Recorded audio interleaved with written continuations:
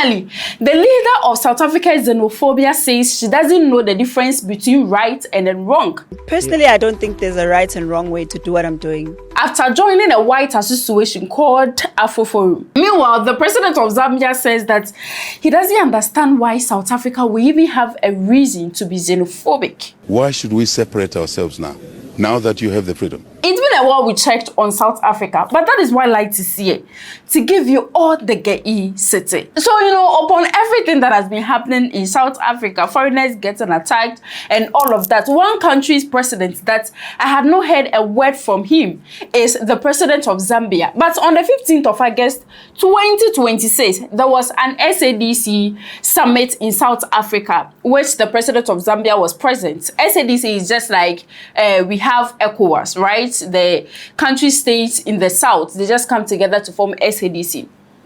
Now, while they were there, the president of Zambia was interviewed by some local reporters, and then he said that, see, doesn't even understand, or he will never understand why South Africans will wake up one day and will try to isolate themselves or chase foreigners away. Because if you will really remember, in the days of apartheid, there were a lot of Zambian bridges that were bombed during those times. Infrastructures were vandalized because of this apartheid, because they were trying to help South Africans fight against the whites. This country had its bridges bombed by the South African apartheid regime and many other African countries. But we said these are our brothers and sisters, and we fought with you. We fought with South Africans. We put our lives on the chopping boards. Some of our military people died. Civilians died, together with South Africans. Why should we separate ourselves now that you have the freedom? That's a homework that South Africans must really mark properly. What's happening there is wrong. And the leadership, my colleagues, I'm sure they're taking steps to correct that misnomer, that serious anomaly. If we did not accommodate South Africans here, how would you have been independent? How would you have succeeded in fighting apartheid? You wouldn't have succeeded.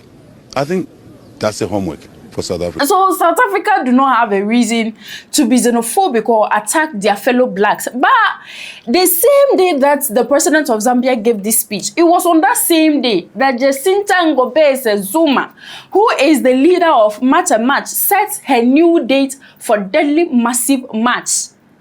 The 30th June was over, right? So now she set another date, which was 30th of September 2026, which according to her, there is going to be another massive march on the street. And September 30 is another way that we're going to be on the streets to make sure that we make our voices heard. And she's been on one show or the other trying to promote what she said, trying to, just continue her agenda, march and march so all illegal foreigners leave South Africa. So on the 23rd of August 2026, which is yesterday, Jacinta Ngobese-Zuma was on one particular channel called Sunday World Podcast, where she was being interviewed, right? And she was asked a particular question, and that is where our interest is. So the interviewer asked Jacinta Ngobese-Zuma that she is getting herself involved with some political parties, right? Just like the interviewer used Jacob Zuma as an example, that he got betrayed by political parties, and now Jacinta Ngobese-Zuma is getting herself involved with political parties and associations that are politically motivated, just like Afro Forum, because Afro Forum is for whites, an organization that promotes whites' rights and all that. So is she not scared that these political parties are going to betray her? And Jacinta Ngobese-Zuma said that with what she is doing, she actually doesn't know what is wrong and what is right. As at the time that she is talking, she doesn't really know what's up. Look, I think, just to answer you, it's a very good question. Personally, I don't think there's a right and wrong way to do what I'm doing. But before you prosecute her, she actually has a justification for what she said. According to her, she doesn't know her right from her wrong as at the time she's sitting there, because with all the other political parties that she wanted to align with, she wrote a letter to all of them to join her when she started her movement. But a lot of them, most of them just rejected her. The few of them that accepted her aligns with her migration immigration vision, that she wants to make sure that the immigration situation in South Africa is controlled. And those political parties align with that. And she's going to stick by that. The part that she doesn't agree with those political parties that are with her, she will just back off. All I can do is really align myself with people who are in the same conversation that we're talking about. Because with every single political, I mean, we even wrote to the EFF when we started all of this. We invited every single political party, and they rejected us. Yes, obviously they rejected us. You know, it wasn't the other way around. And I'm not bitter about it. I understand it's their policy position.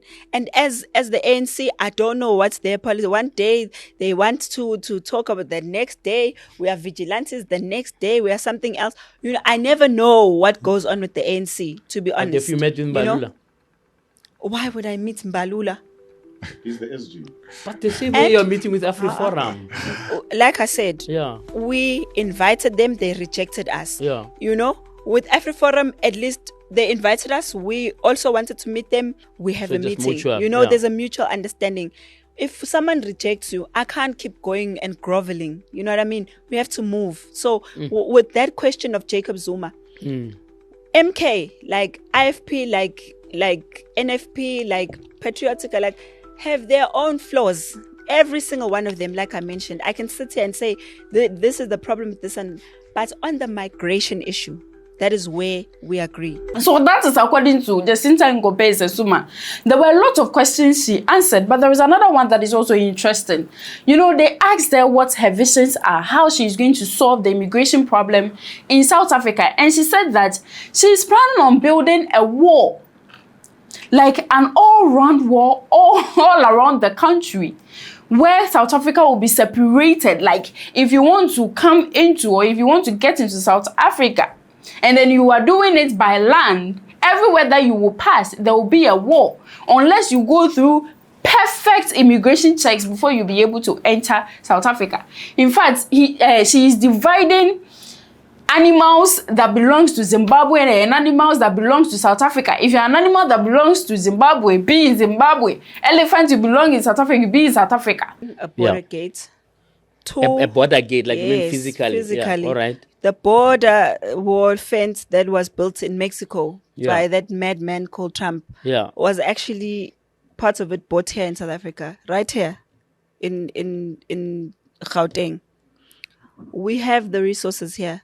We've got these machines that they were showcasing. So you're talking about the physical structure. Yes, it has to be physical. We failed otherwise. They're telling us about animals, whatever. Other countries have animals too. We're not the only country with animals. Now you can't have a fence because there's animals. You'll find a way of making sure that nature it's called the Transfrontier Conservation Park. Yes, where elephants can move from Zimbabwe to South Africa freely. No, we don't need Zimbabwean elephants. Zimbabwean elephants will stay in Zimbabwe. What are we going to do with Zimbabwean elephants? Zimbabweans we've got lots of elephants. We want to give Zimbabwe elephants. If we want elephants, we'll carry them through the border. Okay, so this is the vision of Jacinta Ngobese-Zuma. According to her, there was also a successful wall that was built around Mexico, you know, that kind of thing. And she's trying to replicate that. That is what she wants for South Africa. They cannot continue to contain all those illegal immigrants in the country, which at the end of the day, increasing the crime rates in South Africa.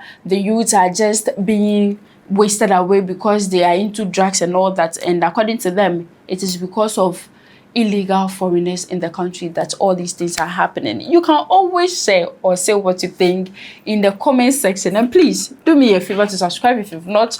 You like and then you say, the room is bright because my name is light. Bye.